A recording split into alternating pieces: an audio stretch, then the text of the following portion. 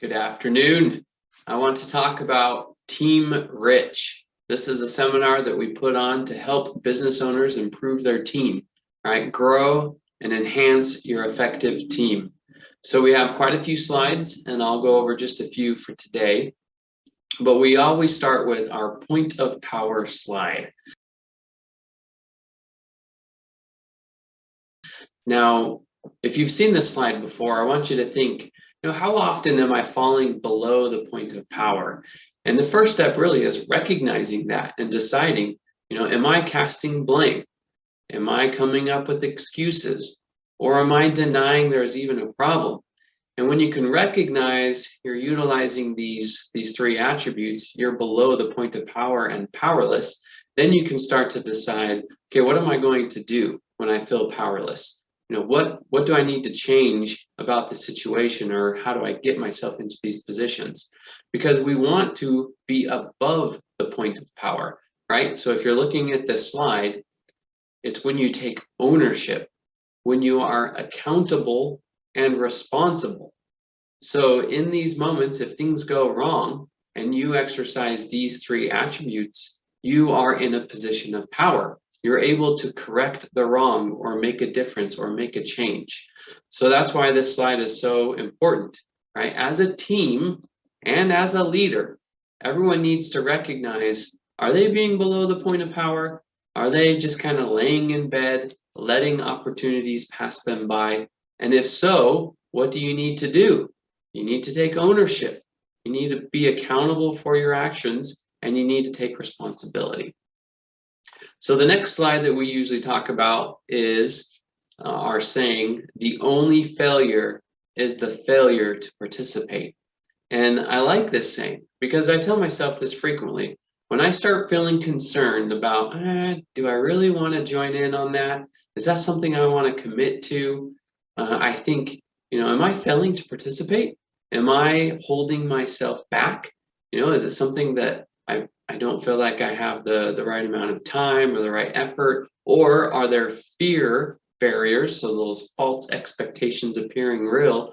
Is that what's holding me back? Because really the only failure is the failure to participate. At least give it a go. At least give it a try. And if it doesn't work out the way you thought it would be or turn out, then you're going to learn from that experience, right? And we always follow it up with give 100% and you'll get 100%. Coaching is the same way. Our clients who are putting in 100% effort are who really find the value in this program, because putting in that 100% is the only way you're going to find success. Another slide that we like to utilize is this one of fishing, right? So give a person a fish, you feed them for a day. Teach a person to fish, and you feed them for a lifetime. So coaching is that same type of principle, different than consulting, right? Where it's a one-time session where you give the business owner a product. For business coaching, it's all about building a long-term relationship.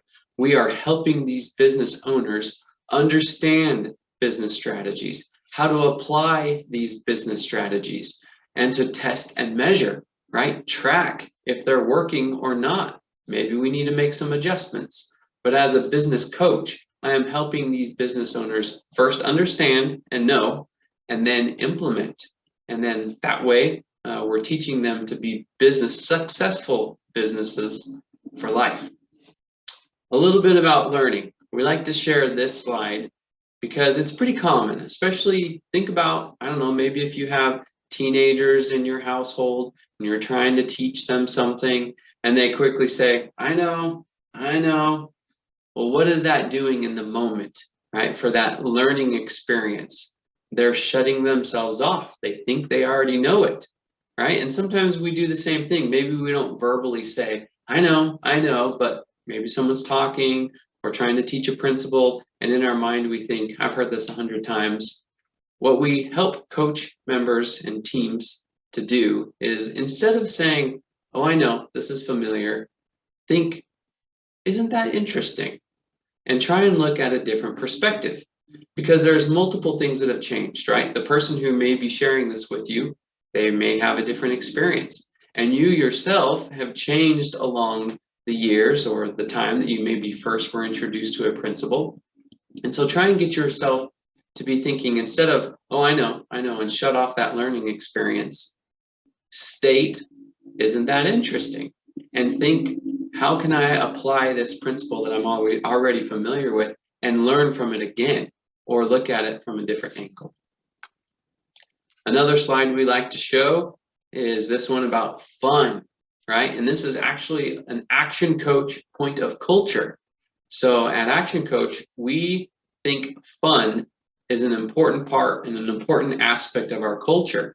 Yes, business should be serious and you should be focused on success, but you should also find opportunities to have fun, right? Enjoy this journey. So it's one of my favorite points of culture. I like to share it with our clients that, we're going to be setting goals, we're going to be applying strategies, and we're going to be focusing on your business. But let's also have fun. Don't forget to have fun in your business with your team. That's what helps push things along and grow your business. Another slide we share is BFOs. I hadn't heard of this term before Action Coach, but I do like it. It stands for blinding flashes of the obvious. So what you can expect during coaching sessions or team building sessions is we're going to reference this regularly. What BFOs have you had during this session? What aha moments or takeaways have you seen from the team building exercise? And anytime you've been writing notes and you think, oh, yep, that's something I want to apply, that's a BFO.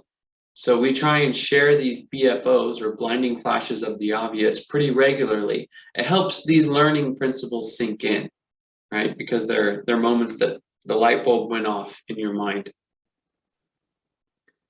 Team. So what does TEAM stand for? Of course, we like our acronyms.